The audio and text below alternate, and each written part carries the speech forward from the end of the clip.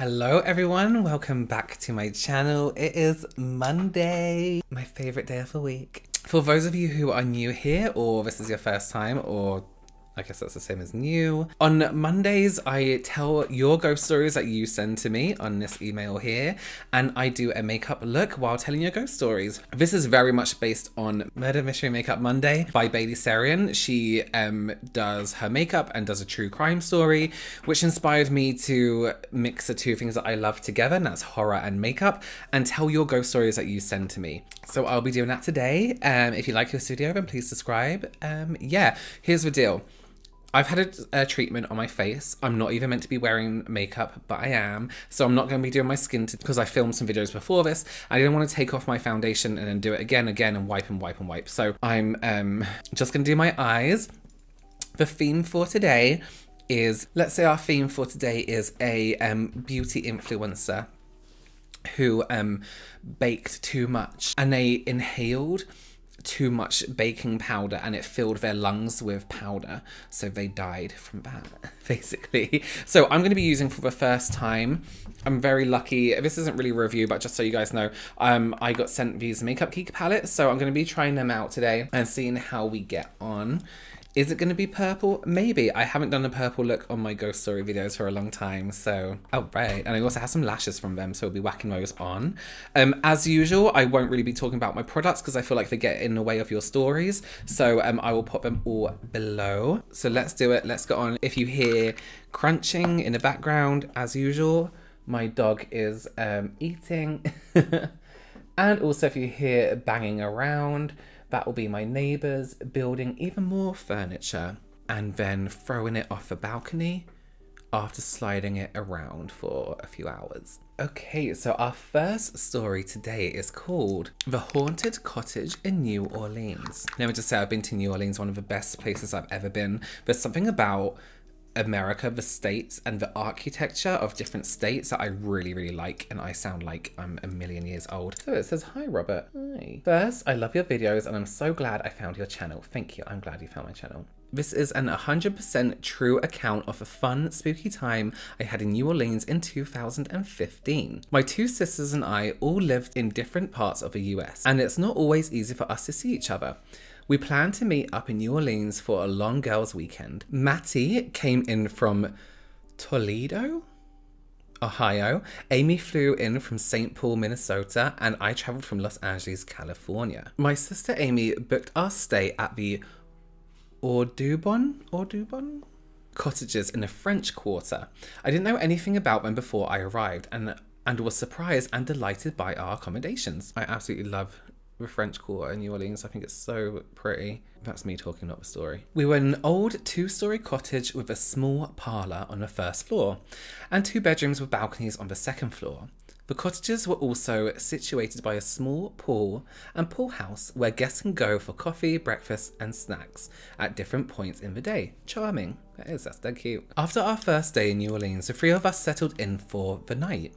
As the oldest, Mattie got a room to herself, with Amy and I sharing a room down the hall. Because the two of them came in from Eastern and Central Time, their body clocks were ready to sleep, and they both dozed off pretty quickly.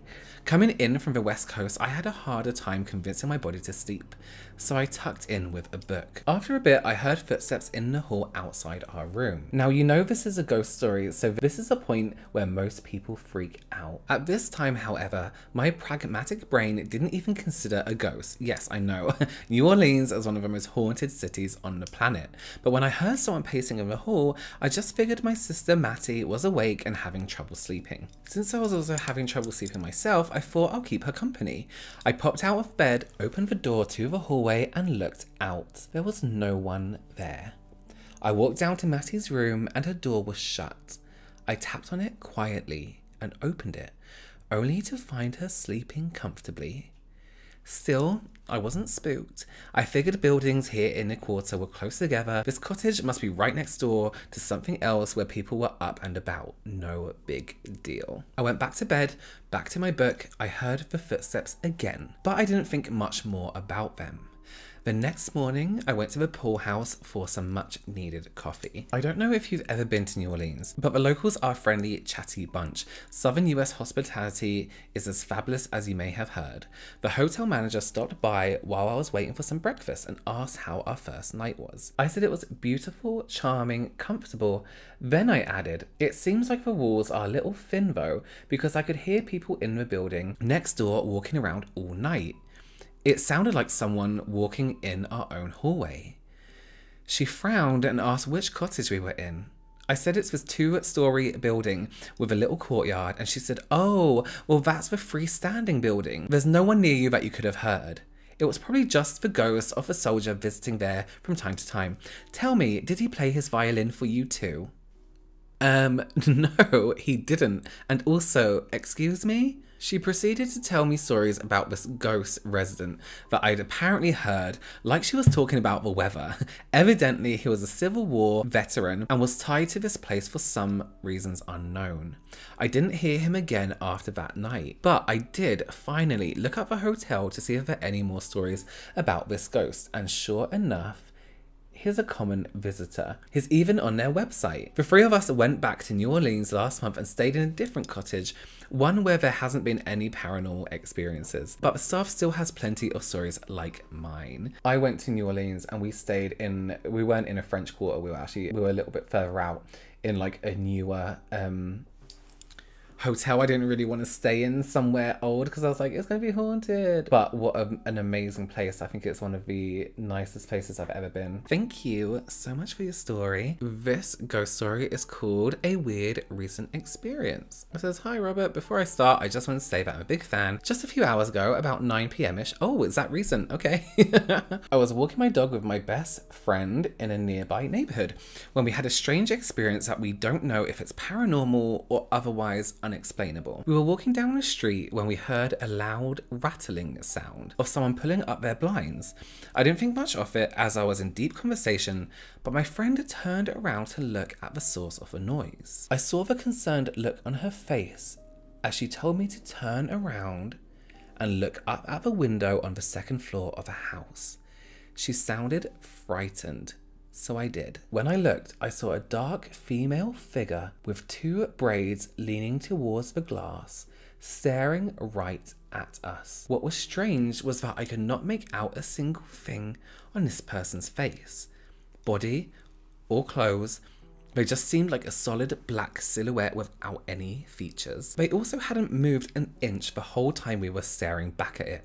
A normal person would have moved away if they were caught staring at someone, but this figure just kept still, not moving even a tiny bit. Probably the most unsettling thing about this is that it doesn't make sense that we couldn't see any features on this person, considering that there was a street lamp nearby. It should have lit up their face. We were freaked out and decided to start walking back where we came from and go home. Even as we walked past to leave it, it was still there in the same position and spot. When we were out of its line of sight, we started running back home. Once we were a safe distance away from it, we started talking about what we had just seen. My friend told me that she had seen... Wait, what? My friend told me that she had seen the almost opposite thing that I had seen. She saw a young boy also leaning against a glass, but he had his hands against it, peering towards us. Another thing that was different was that she saw a figure in completely solid white colour, and then turned to black. Oh my god, I just got chills. I just got chills. Oh, wait a minute. I just need to take a second break. Ooh. I know it sounds weird and a little bit stupid, but now we both swear that we aren't lying or making it up. Honestly, I'm still trying to wrap my head around it. Was that thing just a weirdo who likes to stare at people, or was it a ghost of some sort? I'm not quite sure, but I would love to hear your thoughts on my experience. I've attached a drawing I drew of a figure I saw. Hope it helps picture it better. Also, I'm sorry if there are any mistakes. English isn't my first language, and I'm right. What? It's perfect. Oh my god. Okay, terrifying. Absolutely fucking terrifying. Here's the thing. I always say ghost children are worse than just regular ghosts, because it's like, why are you dead, young man? But then to have like a completely different experience in what you saw from what your friend saw, that makes it kind of worse because it's like, was it appearing to you as something different for a reason? You know what? Be safe, but go back to that house. Please walk back past that house and tell me, keep me updated, keep me posted. It'll be interesting to go there during the day and see like who lives there. Does anyone live there? You're gonna get there and it'll be like, there's no house here at all. This one is called I'm Trapped. Please read this. My boyfriend and I finally got a house together last year. We were both so excited and happy. However, since we moved into our house, I had a strange feeling about it. At night, I always feel like someone is watching me, or I will hear creaking from the floor above our room. I assumed it was just old house noises and me being freaked out about being somewhere new. I never believed in spirits or demons until this house. About a month ago, we were watching my boyfriend's nephew, let's call him Caleb, so his parents could get away for a weekend. Caleb was sleeping in the guest room directly above our room. One night I heard him up there talking to someone. He is 6, so I assumed it was an imaginary friend or something. But then I heard the faint sound of what seemed to be a little girl's voice talking back to him. I panicked and ran up the stairs. I should mention that my boyfriend was in the basement playing video games. When I got upstairs, Caleb was sitting on a bed talking to nothing. He then looked at me, very upset, and told me that I scared her away. I picked him up and carried him downstairs and sat him on the couch. I asked him what happened and what he was talking about. Before he could answer, I heard my boyfriend call me from our room. I told Caleb to stay put and went to see what my boyfriend wanted. But when I walked into... Oh my god. Sorry, I didn't know my dog was in the room. I thought she was out there and she just crept up behind me. Oh my fucking god. Hi, baby. Hello, honey. Oh, sorry, I didn't mean to scare you. I told Caleb to stay put and went to see what my boyfriend wanted. But when I walked into our room, no one was in there. I ran into the living room where I left Caleb and he wasn't there. I screamed for my boyfriend to come up from the basement and I rushed upstairs to find Caleb talking to himself again. I carried him back downstairs and explained what had happened to my boyfriend. Caleb slept in our room until his parents got back. Since this has happened, I still hear creaking and different things throughout the house. I never feel safe. Oh my god, I am cold. I have goosebumps. I have feelings. Listen, don't follow the voice. Get a code word with your boyfriend, some crazy code word. And that can be like, you know, say the code word. Thank you so much for sharing that. That can't be a very comfortable situation to live with. Okay, our next story. How I found out spirits were real. Oh, why did I say it like that? How I found out spirits were real, whether I liked it or not. So I feel like I have to preface this by saying that I do love everything spooky and scary. But at my core, I am a pretty logical and analytical person. So even though I had quite a few paranormal experiences over the years, some intense, some mundane, I've always tried to find reasonable explanations for things. But here's the thing. For a long time, I went back and forth between believing and not believing. Even though Halloween is my favourite holiday, yes, horror movies are my jam and I generally like the adrenaline rush of a good jump scare, same. There's a comfortable distance between those things and reality. You know what I mean? Yes. I like going to haunted houses. You go for the chills and thrills, but there's always a comfort of knowing it isn't real. The blood is fake, the actors aren't really killers. There's no real danger. You won't actually get hurt unless you're drunk and tripping all over the sets, but you know, otherwise it's all good. So the following is a story within a story. Kind of long. I don't know if it's too long, but it's about the time my father gave me a little family history lesson. And I realised these situations, happenings, whatever you want to call them, that I had been experiencing for so long were real and probably not going anywhere anytime soon. So this happened years ago. For a couple of weeks one summer, I kept waking up in the morning with scratches. It happened every couple of days and I couldn't figure out why. I didn't have a pet at the time, I wasn't falling asleep with random things in my bed. The scratches were in odd places.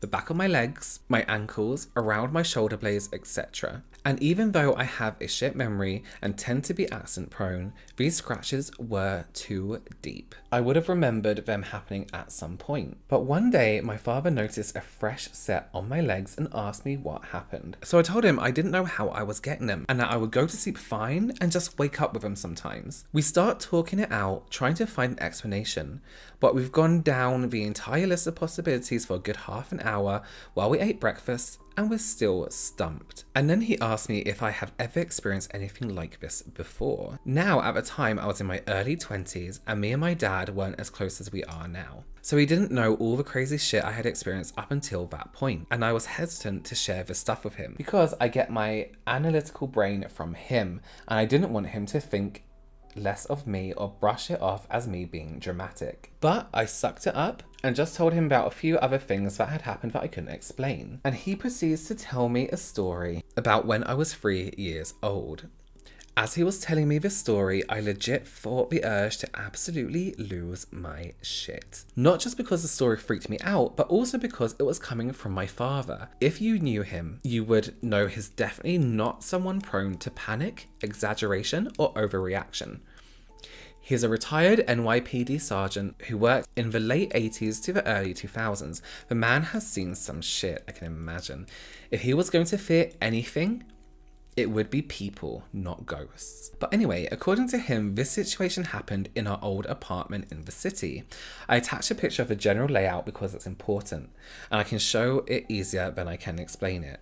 Anyway, it was my dad's day off, and he was in the kitchen cooking something for lunch, while I was playing with toys in the little dinette area next to him, and my mother was in their bedroom working on something. At some point, I left the kitchen and my father called out for me to come back. I didn't.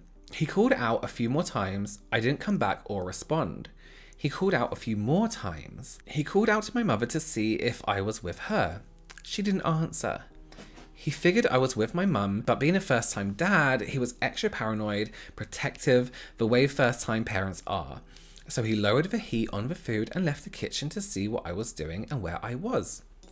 When he rounded a corner into the living room, he stopped. I was standing in between the living room and the dining room with my arms stretched out for my mother to pick me up. And my mother was bending forward to get me. Nothing out of the ordinary, except it was the middle of the day and my mother was in a white nightgown.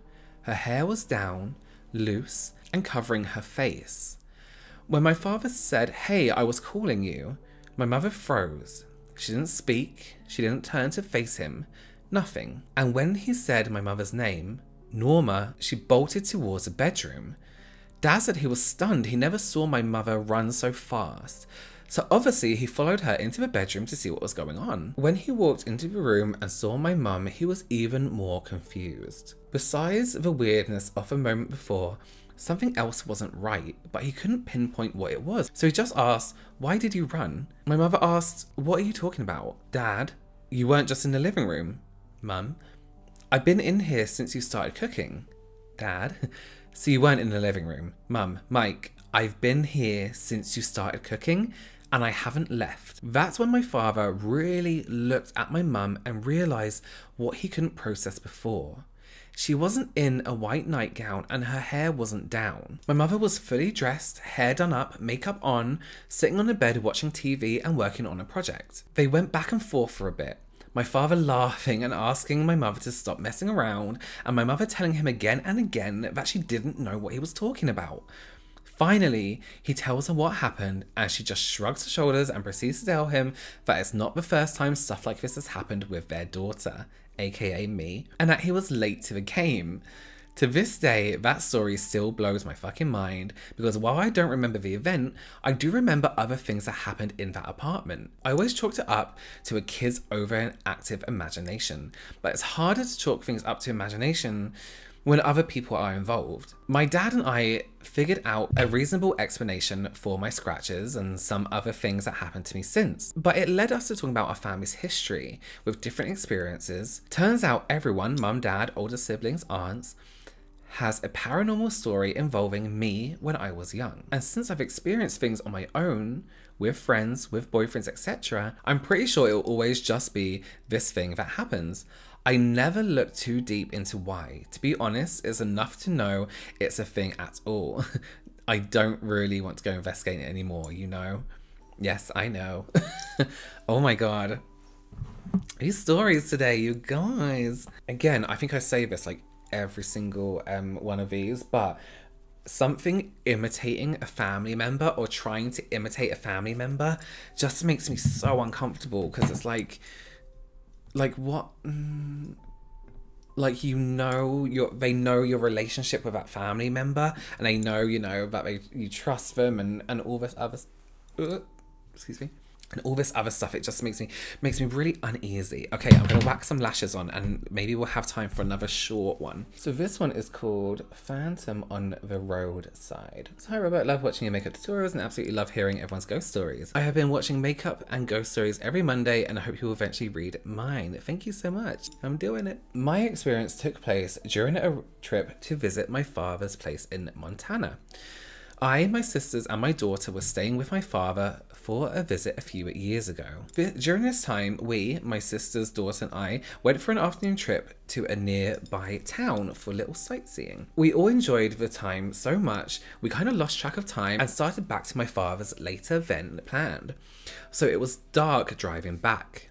The route between the town we were staying in and where we had visited the afternoon was very forested, windy road with very little population. As we were passing through the densely forested stretch, in the headlights to the side of the road, we spotted a man wearing a flannel shirt, baseball cap and jeans, hands at his side, standing and just staring off into the dark forest. He couldn't have seen much as it was pitch black out there and were no streetlights because we were out in the mountains. We all thought, how odd and kind of creepy, and also noticed no vehicle. How did he get there? It would not have been safe to stop, so we just kept driving. About 3, maybe 4 miles later, the same man is in front of us again to the side of a road. Only this time, he is facing us, waving slowly at us with a creepy smile. As we are Native American and follow our customs, we started burning herbs in prayer and praying that he had not followed us home. We all found it hard to sleep that night and will never forget that experience. That was fucking terrifying. Oh my god.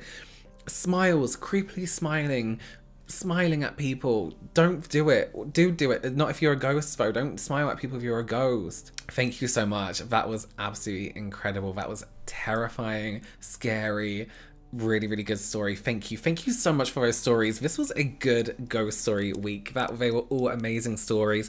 If you haven't seen last week, check out last week. It's me doing my twin brother's makeup while he tells his own personal ghost story, and it is one of the most incredible ghost stories. It could be a movie. It is absolutely amazing, but also terrifying. So check that out. Thank you again for your stories this week. I love reading all of them. I'm going to get around to every single one of them. Trust me, I'll keep this series going for as long as it takes to get through them all. Have an amazing week ahead. Monday isn't always a bad thing. Enjoy your week. Enjoy life. Don't smile at people if you're a ghost. And I will see you very soon. I will see you Wednesday. See you then, guys. Bye.